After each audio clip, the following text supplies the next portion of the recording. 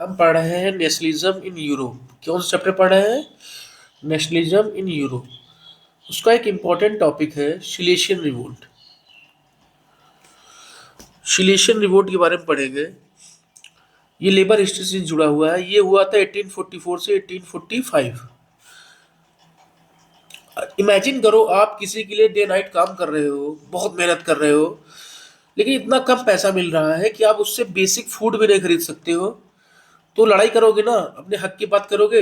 यही हुआ था सिलेशिया में। अब समझते हैं। सिलेशिया प्रेशिया का मतलब जो modern day Germany and Poland है उसका रीजन है।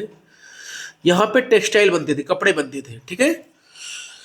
अब जो इंडस्ट्री थी ये किस पे डिपेंड थी? होम बेस्ड मैनुअल वीवर्स पे थी, जो हाथ से बनाते हैं, हाथ से कपड़े बनाते हैं ना। वो अपने कॉटेज में काम करते थे और हाई क्वालिटी लाइनन एंड कॉटेज कपड़े बनाते थे मार्केट के लिए, ठीक है। लेकिन जो टेक्सटाइल इंडस्ट्री थी ये कंट्रैक्टर के थ्रू चलती थी। कंट्रैक्टर क्या करते थे? जो कपड़े बनाते वीवर्स उनको रॉ मटेरियल प्रोवाइड करते थे। रॉ मटेरियल्स को वीवर्स खुद से यूज करके फिनिश गुड्स बनाते थे, फाइनल गुड्स। अब कंट्रैक्टर्स जब पैसा सब कुछ बन जाता था तो उसको पैसे देते थे, ठीक है।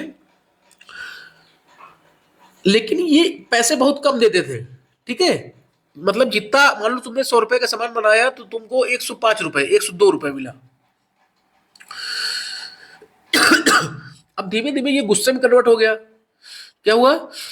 कंट्रैक्टर्स ने उनकी पेमेंट भी कम कर दी 50%, ठीक है। क्या बोला कि लो डिमांड है इंटरनेशनल मार्केट में, इकोनॉमिक हार्डशिप भी थी वहां पे, जो फूड प्राइसेस बढ़ रहे थे, तो जो पैसा मिल रहा था वीवर्स को उनके खाने तक का नहीं हो रहा था। सोशल डिसरिस्पेक्ट देते थे जो कंट्रैक्टर्स थे। जो वीवर्स थे उनको बहुत खराब नजर से देखते थे, बेइज्जती करते थे।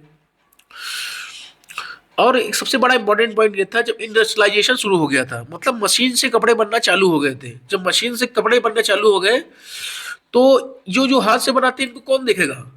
इनके लिए कुछ नहीं हो पाएगा ना, ठीक है। अब क्या हुआ? 4 जून 2 PM में जो वीवर्स थे इन्होंने अटैक करना स्टार्ट कर दिया जो कंट्रैक्टर्स है उनके घरों को।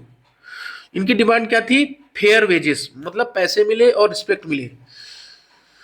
जब इनको और वहां पे लड़ाई हुई तो इनको ये और गुस्सा हो गए, ठीक है।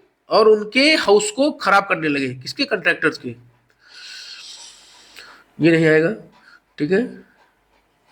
उसके बाद इस रिवोल्ट को आर्मी ने क्या हुआ, इन्होंने अटैक किया, आर्मी ने उसको सप्रेस कर दिया, ठीक है। फायर किया था। कौन सी आर्मी थी? ब्रिटिश आर्मी, ठीक है। ये पॉइंट्स याद कर लो। कब हुआ था? 1844 से 1845। वेज कट कर दिए गए थे, मिडिल मैन द्वारा इनको रिस्पेक्ट नहीं मिलती थी, ठीक है। उसके बाद 1848 को ये रेवोल्यूशन को सप्रेस कर दिया गया था।